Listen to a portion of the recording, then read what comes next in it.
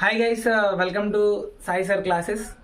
So మనం exams అయిపోయినాయి కదా సిఎంఏ అందరివి. సో చిల్ అవుతున్నారు. ఆల్మోస్ట్ 10-15 డేస్ అయిపోయింది.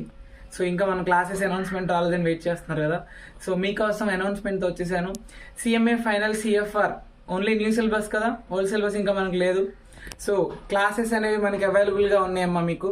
ఓకే, ఫ్రెష్ బ్యాచ్ వచ్చి జనవరి 5th స్టార్ట్ అవుతుందమ్మా. జనవరి 5th ఫ్రెష్ బ్యాచ్ స్టార్ట్ అవుతుంది.